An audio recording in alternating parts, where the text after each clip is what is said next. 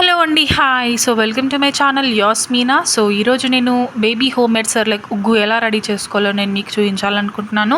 So దానికన్నా ముందు నా ఛానల్ని ఫస్ట్ టైం చూస్తున్నట్లయితే కంపల్సరీ ఛానల్ని సబ్స్క్రైబ్ చేసుకోండి. వీడియో నచ్చినట్లయితే లైక్ చేయండి, షేర్ చేయండి. సో ఇంకా వీడియోలోకి వెళ్ళిపోదాం.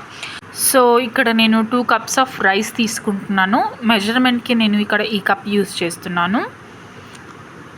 అండ్ సేమ్ కప్ మనం అన్నిటికీ మెజర్ చేసుకోవాలన్నమాట.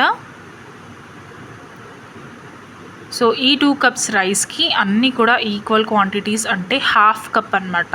అన్ని పప్పులు కూడా ఈక్వల్ క్వాంటిటీస్.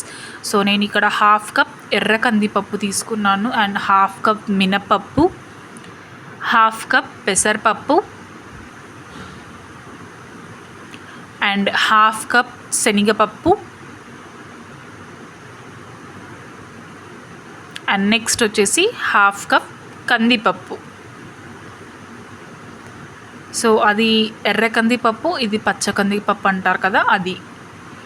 అండ్ నెక్స్ట్ ఇందులోకి నేను 50 గ్రామ్స్ అంతా బాదం అండ్ కాజు అనమాట. సో ఇది 50 గ్రామ్స్ ఉంది, ఈక్వల్ క్వాంటిటీస్ అనమాట. సో వీటిని అయితే మనం దీంట్లో యాడ్ చేయకూడదు. ఇప్పుడు ఇవి మనం పప్పులన్నీ వేయించుకుంటాం కదా, అప్పుడు డైరెక్ట్గా వీటిని కూడా వేయించుకోవాలన్నమాట. సో ఇప్పుడైతే నేను వీటిని వాష్ చేసుకుంటాను. అండ్ ఇవి వచ్చేసి 3 to 4 టైమ్స్ బాగా వాష్ చేసుకోవాలి. సో బాగా వాష్ చేసుకున్న తర్వాత వీటిని రెస్ట్ చేయాలి. కనీసం మన 5 to 6 అవర్స్ పాటు రెస్ట్ చేసుకోవాలి దీన్ని. సో ఇలా నిండుగా వాటర్ పోసుకోవాలి. సో వాటర్ అన్నీ పోసుకున్న తర్వాత ఇలా చేసేసుకొని వీటిపైన మూత పెట్టేసుకొని 5 to 6 అవర్స్ పాటు రెస్ట్ చేసేసుకోవాలి, అంటే నానబెట్టుకోవాలి. సో 5 to 6 అవర్స్ తర్వాత మూత తీసి చూస్తే మనకి పప్పులన్నీ కూడా మంచిగా నానిపోతాయి అన్నమాట. సో వీటిని ఇప్పుడు ఇక్కడ ఒక స్ట్రైనర్ యూస్ చేసుకొని ఈ పప్పులన్నీ కూడా ఈ స్ట్రైనర్లోకి స్ట్రెయిన్ చేసుకోవాలి. వాటర్ లేకుండా ఇందులోకి వేసుకొని వాటర్ అన్నీ పోయిన తర్వాత ఇలా ఒక క్లాత్ పైన కానీ లేదంటే ఒక శారీ అయినా తీసుకొని ఇలా నైట్ మనం పడుకునే ముందు ఇలా ఫ్యాన్ కింద వేసుకుంటే చాలు. మనకి సన్లైటే అవసరం కావాలని ఏం లేదు. నేనైతే ఇలా నైట్ టైంలో ఫ్యాన్ కింద వేసేస్తే మార్నింగ్ వరకు నాకు ఇలా అయిపోయాయి. సో చూస్తున్నారు కదా, పొడి పొడిగా.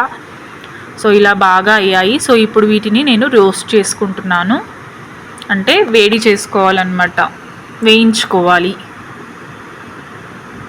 సో ఇలా కొన్ని వేసుకుంటూ వేయించుకోవాలి.